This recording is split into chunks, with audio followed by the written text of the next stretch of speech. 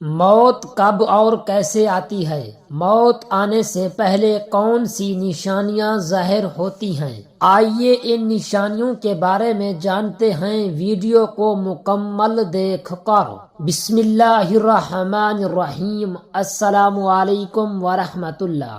محترم ناظرین، نبی کریم صلی اللہ علیہ وآلہ وسلم نے فرمایا، لوگوں اپنی موت کو یاد کیا کرو، کیونکہ قبر ہر دن اپنے مردوں سے اعلان کرتی ہے کہ میں غربت اور تنہائی کا گھر ہوں، کیڑے مکوڑوں کا گھر ہوں، مٹی کا ڈھیر ہوں، موت سے بچنا ممکن ہی نہیں، اور کوئی بھی تدبیر موت سے چھٹکارا پانے کے لیے کارگر نہیں ہو سکتی۔ لہذا موت سے ڈر کر بھاگنے کے بجائے اس کی تیاری کرنی چاہیے، اور وقت آنے پر موت کو گلے سے لگانا چاہیے۔ اس بات میں کوئی شک نہیں کہ موت تو ہر ایک کو آ کر ہی رہتی ہے۔ کسی کو اچانک موت آتی ہے، مثلا کسی حادثے کے سبب یا قدرتی آفات کے سبب، جن میں زلزلے، سیلاب، آندھی، طوفان اور دوسرے وبائی امراض شامل ہیں۔ تو کسی کو بیماری میں، کسی کو گھر کے بستر میں، تو کسی کو مسجد میں۔ موت سے انکار نہیں کیا جا سکتا،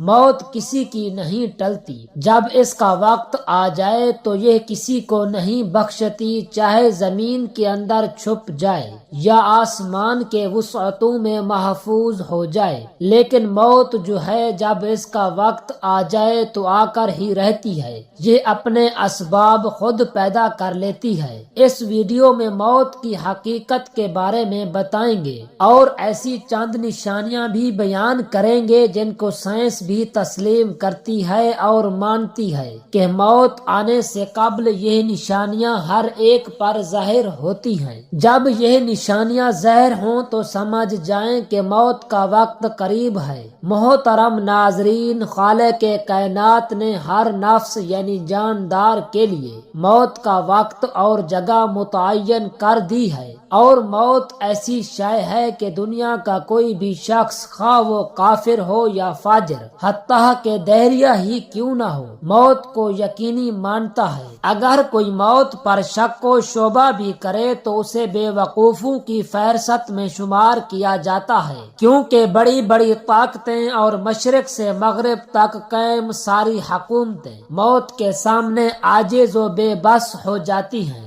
موت بندوں کو ہلاک کرنے والی، بچوں کو یتیم کرنے والی، عورتوں کو بیوہ کرنے والی، اور دنیاوی اور ظاہری سہاروں کو ختم کرنے والی، دلوں کو تھرانے والی، آنکھوں کو رلانے والی، بستیوں کو اجاڑنے والی، جماعتوں کو منتشر کرنے والی، لذتوں کو ختم کرنے والی، امیدوں پر پانی پھیرنے والی، ظالموں کو جہنم کی وادیوں میں جھلسانے والی، اور متقیوں کو جنت کے بالا خانوں تک پہنچانے والی شے ہے۔ موت نہ چھوٹوں پر شفقت کرتی ہے، نہ بڑوں کی تعظیم کرتی ہے، نہ دنیاوی چودھریوں سے ڈرتی ہے، نہ بادشاہوں سے ان کے دربار میں حاضری کی اجازت لیتی ہے۔ جب بھی حقوں میں خداوندی ہوتا ہے تو تمام دنیاوی رکاوٹوں کو چیرتی اور پھاڑتی ہوئی مطلوب کو حاصل کر لیتی ہے۔ موت نہ نیک سالے لوگوں پر رحم کھاتی ہے اور نہ ظالموں کو بخشتی ہے۔ اللہ تعالیٰ کے راستے میں جہاد کرنے والے مجاہدوں کو بھی موت اپنے گلے لگا لیتی ہے، اور گھر بیٹھنے والوں کو بھی موت نہیں چھوڑتی۔ اخروی ابدی زندگی کو دنیاوی فانی زندگی پر ترجیح دینے والے بھی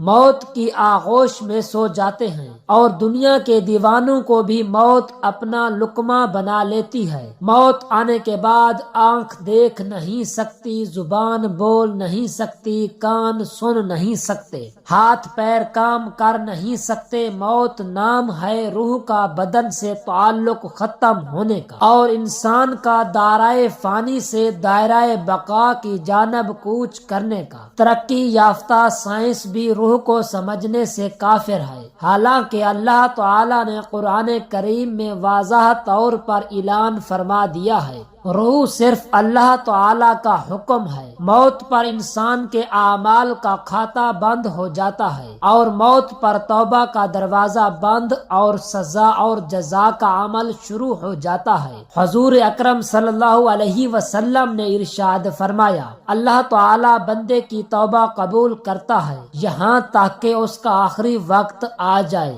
ہر روز، ہر گھنٹہ، بلکہ ہر لمحہ اپنی موت کے قریب تر ہوتے چلے جا رہے ہیں۔ سال، مہینے اور دن گزرنے پر ہم کہتے ہیں کہ ہماری عمر کتنی ہو گئی ہے، لیکن حقیقت یہ ہے کہ اتنے ایام ہماری زندگی سے کم ہو گئے۔ موت ایک مصیبت بھی ہے، جیسا کہ اللہ تعالی فرماتا ہے، اور وہی تمہیں موت کی مصیبت پیش آئے۔ اللہ تعالی نے اپنے کلام کے متعدد آیات میں موت اور اس کی حقیقت کو بیان کیا ہے، جن میں سے چند آیات پیش خدمت ہیں۔ ہر جاندار کو موت کا مزہ چکھنا ہے، اور تم سب کو تمہارے اعمال کے پورے بدلے قیامت کے دن ہی ملیں گے۔ پھر جس کو دوزخ سے بچا لیا گیا اور جنت میں داخل کر دیا گیا، وہ صحیح معنی میں کامیاب ہو گیا، اور دنیاوی زندگی تو جنت کے مقابلے میں دھوکے کے سامان کے سوا کچھ بھی نہیں۔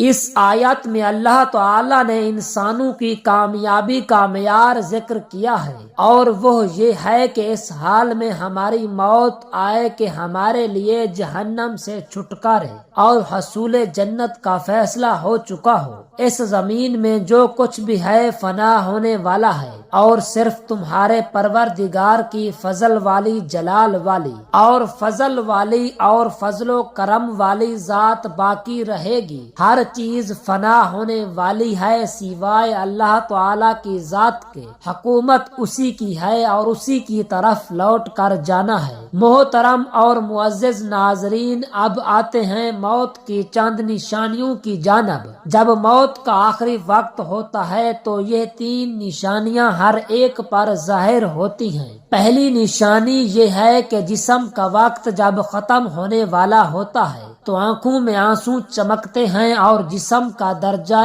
حرارت گر جاتا ہے اور دوبارہ بحال نہیں ہوتا۔ ایسے وقت پر اسے شدید پسینہ بھی آ سکتا ہے۔ دوسری نشانی یہ ہے کہ اس وقت احساسات کم ہو جاتے ہیں، یعنی روح جب جسم کو چھوڑنے کے لیے بالکل تیار ہو، یعنی موت کے تقریباً 24 گھنٹے پہلے تو ہاتھ، پاؤں اور باقی جسم کی جلد پر محسوسات ختم ہو جاتے ہیں اور اعضاء کا رنگ بدلنا شروع ہو جاتا ہے اور جلد کا اوپری حصہ نیلا ارغوانی رنگ اختیار کرنا شروع کر دیتا ہے۔ تیسری نشانی سانس کی بے ترتیبی ہے۔ یہ نشانی ایک واضح نشانی ہے جب انسان کا سانس اکھڑنا شروع ہو جاتا ہے اور بے ترتیب ہوتا چلا جاتا ہے اور دھیرے دھیرے بجھ جاتا ہے۔ میڈیکل سائنس والے جانتے ہیں کہ یہ وہ وقت ہوتا ہے جب رخصت ہونے والا لینے آنے والوں کو محسوس کرنے لگتا ہے اور دیکھنے لگتا ہے، تو ایسے موقع پر اس کے منہ سے کچھ ایسے الفاظ نکلتے ہیں جسے سن کر ڈاکٹر کہتے ہیں کہ اسے ایلوین ہو رہی ہے۔ جسم جب کمزور اور لاغر ہوتا ہے تو ایلوین بھی ہو سکتی ہے، مگر سکرات نہیں ہے، اور اہل علم اس بات کو اچھی طرح سے جانتے ہیں کہ ساری زندگی جسم کو خون پمپ کرنے والے دل کی دھڑکنیں موت سے کچھ دیر پہلے بے ترتیب ہو جاتی ہیں اور نبض اس قدر سست ہو جاتی ہے کہ اسے ہاتھ سے محسوس کرنا مشکل ہو جاتا ہے، اور یہ بہت بڑا اشارہ ہوتا ہے کہ جسمانی اعضاء اپنا وقت پورا کر چکے ہیں اور ان قریب بجھنے والے ہیں۔ جسم کا وقت جب ختم ہونے والا ہوتا ہے تو آنکھوں میں آنسو چمکتے ہیں اور جسم کا درجہ حرارت گر جاتا ہے اور دوبارہ بحال نہیں ہوتا۔ ایسے موقع پر اسے شدید پسینہ بھی آ سکتا ہے۔ ایسے موقع پر کمزور دل افراد اپنے جذبات پر قابو نہیں رکھ پاتے تو انہیں چاہیے کہ مریض کے پاس نہ رہیں اور اس کے پاس ہرگز مت روئیں، کیونکہ جسم کے سماعت کی حس پوری طرح سے کام کر رہی ہوتی ہے، اور محبت کرنے والے اہل خانہ کو تکلیف میں دیکھنا بھی ایک تکلیف ہے۔ اسی لیے رخصت ہونے والے جسم کی روح کو اس تکلیف میں مبتلا نہ کریں اور اپنے جذبات کو قابو میں رکھیں اور ایسے موقع پر ختم ہونے والے جسم کو سخت ہاتھ مت لگائیں اور نرم ہاتھوں سے اس کے بالوں میں انگلیاں پھیریں اور بار بار اس کی جگہ تبدیل نہ کریں اور جتنا ممکن ہو اس کے لیے سکون فراہم کریں تاکہ اس پر یہ عمل آسان ہو سکے۔ کچھ لوگ ایسے وقت پر مریض کو کلمہ پڑھنے پر مجبور کرتے ہیں۔ اگر مریض مسلمان ہے تو ہرگز ایسا مت کریں اور مریض کو مجبور کرنے کی بجائے آہستہ آواز میں اس کے قریب یہ کلمات ادا کر دیں تاکہ وہ سن سکیں، کیونکہ اس کی سماعت کی حس کام کر رہی ہوتی ہے۔ اور یاد رکھے کہ بطور مسلمان وہ یہ کلمات اپنی زندگی میں ادا کر چکا ہے، اسی لیے اس موقع پر اگر وہ اپنی زبان کی کمزوری کی وجہ سے یہ کلمات ادا نہ کر سکے تو کوئی بات نہیں، اور ہرگز اسے گناہگار شمار مت کریں۔ اللہ تعالی نے اس کی زبان سے یہ کلمات اس کی زندگی میں سن رکھے ہوتے ہیں اور وہ بڑا ہی غفور الرحیم ہے۔ دعا ہے کہ اللہ رب العزت ہم تمام مسلمانوں کو موت سے پہلے موت کی تیاری کرنے کی توفیق عطا فرمائے۔ آمین ثم آمین۔